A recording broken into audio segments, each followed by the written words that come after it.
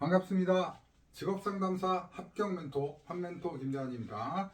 자, 2022년도 3회 기출문제 CBT 방식으로 출제됐죠. 자, 이 22년도 3회도 마지막 과목입니다. 마지막 과목 노동관계법 문제 풀어보겠습니다.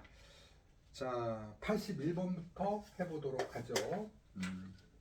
자, 근로기준법상 사용하는 용어에 관한 설명으로 틀린 것은 1번 임금이란 사용자가 근로의 대가로 근로자에게 임금, 봉급, 그 밖에 어떠한 명칭으로든지 지급하는 일체의 금품을 말한다. 맞죠? 자, 그 다음에 2번 사용자란 사업주 또는 사업 경영 담당자 그 밖에 근로자에 관한 사항에 대해서 사업주를 위해서 대신하는 자. 그러니까 사업주는 사업주 그리고 경영 담당자뿐 아니라 사업주를 위해서 대신하는 자까지 포함한다는 거 기억해 주시면 좋겠습니다. 4번 근로란 정신노동과 육체노동을 말한다. 자, 육체노동만 말하는 것은 아니다 이거예요. 정신과 육체입니다. 자, 그래서 맞고요. 그 다음에 3번 보겠습니다. 근로자란 사업주에게 고용된 자와 취업할 의사를 가진 자를 말한다. 이거 틀렸죠? 근로기준법에서는요. 채용된 사람만을 말하는 거예요. 채용된 사람. 그리고 자, 채용된 사람하고요. 여기다가 의사를 가진 자, 취업할 의사를 가진 자를 포함하는 것은 법이 남녀고용평등법, 고용정책기본법, 그 다음에 직업능력개발법 세 가지 법이 있다라고 했어요. 그러니까 답은 3번입니다. 자, 요것도 이제 연결해서 이게 하도 반복해서 듣지만 그만큼 기출이 많이 되는 겁니다. 이거 정리하면 우리가 채용상에서 어떤 불이익이라든지 법적인 문제가 생겨날 수 있는 부분들을 다룬다라고 생각하시면 이해가 쉽습니다. 즉 남녀를 차별해서는 안 되고요. 채용할 사람의 능력을 개발하기 위해서 능력개발법이 필요한 거고요. 그런 능력개발법 훈련을 보내려면 뭐가 필요해요? 정책법이 필요한 것이죠. 그래서 연결해서 암기하지 마시고 기억하시라고 말씀드렸습니다. 82번 문제 볼게요. 남녀 고용평등과 일가정 양립지원에 관한 법령상 1천만 원 이하의 과태료 부과 행위에 해당하는 것은 자, 1번 난임 치료 휴가를 주지 아니한 경우 이거 500만 원입니다. 그 다음에 2번 성희롱 예방 교육을 하지 아니한 경우 500만 원이에요. 그 다음에 3번 직장 내 성희롱 발생 사실 조사 과정에서 알게 된 비밀을 다른 사람에게 누설하는 것도 500만 원입니다. 자, 그런데요 4번 사업주가 직장 내 성희롱을 하는 경우 이건 1000만 원이죠.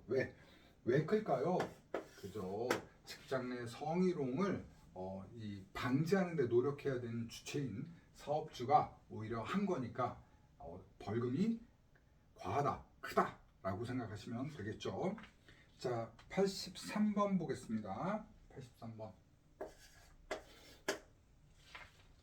근로기준법상 상시 4명 이하의 근로자를 사용하는 사업장 또는 그 사업장에 적용하는 법 규정을 모두 고른 것은 보통 근로기준법은 상시 근로자 5인 이상의 사업장을 기준으로 합니다. 그러면 4인이라면 그 법의 일부만 적용된다고 보시면 되겠죠. 그래서 기억, 근로기준법 9조 중간 착취의 배제, 그 다음에 니은 단시간 근로자의 근로조건, 그리고 디귿 전차금 상계의 금지. 그러니까 돈 빌려주는 거 있잖아요. 돈 빌려주고 나서 임금을 그 돈 빌려준 차입금으로 대신하는 거 이거 안 된다 이거죠. 그 다음에 미음 야간 근로와 휴일 근로의 제한. 자, 요거는 4인 이하 사업장에도 공통적으로 적용됩니다. 자, 그런데 리을 근로기준법 60조에 있는 연차 유급 휴가는 5인 이상 사업장부터 주게 되는 겁니다. 그래서 4인 이하의 사업장에선 연차 유급 휴가가 없어요. 그러니까 답은 4번입니다. 84번 보겠습니다.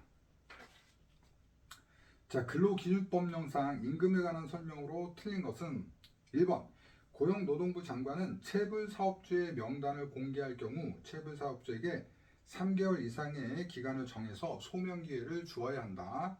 맞습니다.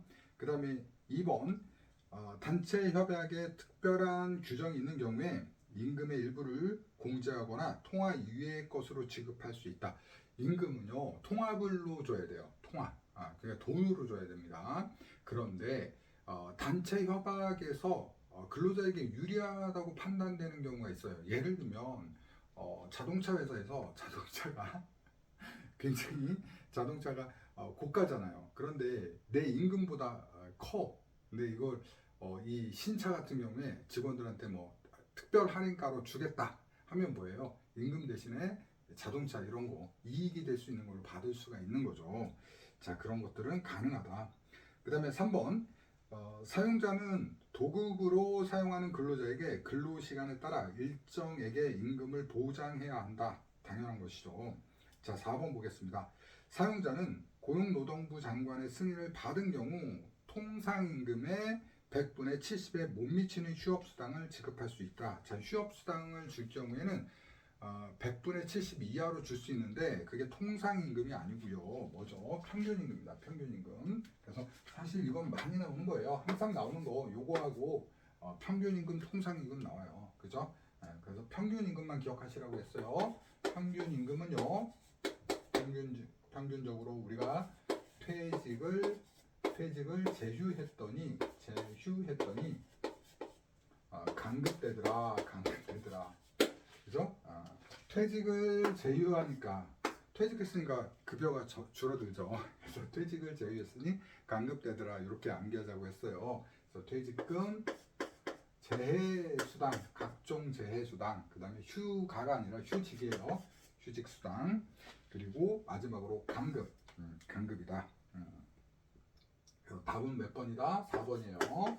통상임금이 아니라 평균임금이다. 나머지는 전부 다 통상임금이다. 85번 갑니다. 파견 근로자 보호에 관한 법령상 근로자 파견 대상 업무가 아닌 것은 자, 1번 주유원 업무, 2번 행정 경영 및 재정 전문가 업무, 3번 음식조리 종사자 업무, 다 이건 파견이 가능합니다. 그런데 4번의 선언법에 따른 선언의 의무는요, 파견 금지 대상에 포함됩니다. 85번의 답은 4번이죠. 86번 갑니다. 남녀 고용 평등과 일가정 양립 지원에 관한 법령상 육아기 근로시간 단축에 관한 설명이다. 빈칸에 들어갈 내용으로 옳은 것은 보기 지문 보겠습니다. 사업주가 근로자에게 육아기 근로시간 단축을 허용하는 경우 단축 후 근로시간은 주당 몇 시간? 15시간 이상이어야 하고 35시간을 넘어서는 아니 된다. 그래서 15, 35죠. 15. 그래서 답은 몇 번? 4번이다. 4번. 87번 갑니다. 87번. 직업안정법령상 직업소개 사업을 겸업할 수 있는 자는 자, 1번 식품 적개업 중 유흥주점 영업자 안 돼요. 그래서 내가 이 직업소개 사업을 하면서 유흥업소 적개원을 모집하고 또 이 사람들을 고용한다면 이중착취가 되기 때문에 안 된다. 그 다음에 숙박업자도 안 됩니다. 그리고 결혼중개업자도 안 됩니다. 자, 그런데 경비용업 사업자는 가능합니다. 경비용업 사업자는 가능하다.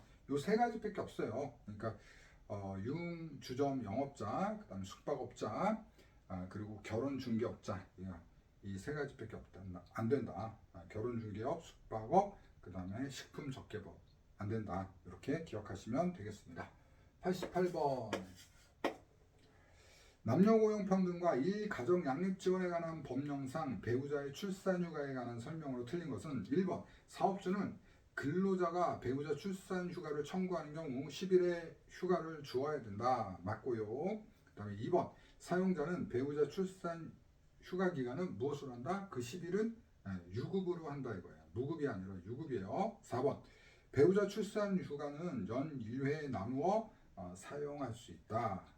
1회에 한정해서 나누어 사용할 수 있다. 맞습니다. 3번 배우자 출산휴가는 근로자 배우자가 출산한 날부터 며칠까지 90일이 지나면 사용할 수 없는데 우리 문제에선 30일이 지나면 사용할 수 없다고 그랬죠? 틀렸어요. 그러니까 답은 3번이에요. 90일입니다. 90일이 지나면 사용할 수 없다. 90일 이내에 청구해야 된다 이 얘기예요. 89번 봅니다. 고용상 연령 차별 금지 및 고령자 촉진에 관한 법령상 정년에 대한 설명으로 틀린 것은 1번 사업주는 정년에 도달한 사람이 그 사업장에 다시 취업하기를 희망할 때 그 직무 수행 능력에 맞는 직종에 재고용하도록 노력하여야 한다. 노력하여야 한다예요. 강제성은 없어요. 그 다음에 2번 사업주는 근로자의 정년을 60 이상으로 정하여야 한다. 정하여야 한다는 거예요. 강제성 있는 거죠. 그 다음에 4번 상시 300명 이상 근로자를 사용하는 사업주는 매년 정년 제도의 운영 현황을 고용노동부 장관에게 제출하여야 한다. 그래서 1번, 2번, 3번은 다 맞는 거예요. 4번은 다 맞는 거예요. 3번 보겠습니다. 사업주는 고령자인 정년 퇴직자를 재고용할 때 임금의 결정을 종전과 달리할 수 없는 게 아니라 있다예요. 있다. 그러니까 89번의 답은 3번입니다. 대표적인 게 여러분 임금 피크제 같은 것들이 있죠. 그죠? 그래서 임금을 좀 깎아서 주는 겁니다. 깎아서. 왜? 나이가 많이 들면 생산성이 좀 줄어들 수 있잖아요. 그걸 감안하고 고용하기 때문에 임금을 좀 낮춰서 줄 수 있다는 거예요. 좀 사업주한테 인센티브를 주는 것이죠. 자, 90번. 그래서 은퇴자 또는 또 경영자, 사업자 둘 다 좋게 하는 겁니다. 은퇴자들은 일을 만들어서 좋은 거고 경영자들은 또 저임금에 또 근로를 활용할 수 있으니까 노동을 수요할 수 있으니까 좋은 거죠. 자, 90번 문제 보겠습니다. 근로자 퇴직급여 보장법령상 퇴직금 중간정산 사유에 해당하지 않는 것은 1번 무주택자인 근로자가 본인 명의로 주택을 구입하는 경우 중간정산 사유에 해당합니다. 3번 사용자가 기존의 정년을 보장하는 조건으로 단체 협약 등을 통해서 근속 시점을 기준으로 임금을 줄이는 제도를 시행하는 경우 아까도 말씀드렸죠? 가능하다. 그 다음에 4번 재난으로 그러니까 가능하고 어떻다? 중간 정산을 한다 이거예요.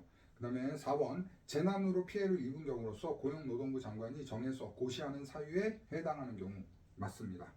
자, 2번 볼까요? 중간정산 신청일로부터 거꾸로 계산해서 5년 이내 5년 이내인데 10년이라고 그랬죠? 이거 틀린 거죠.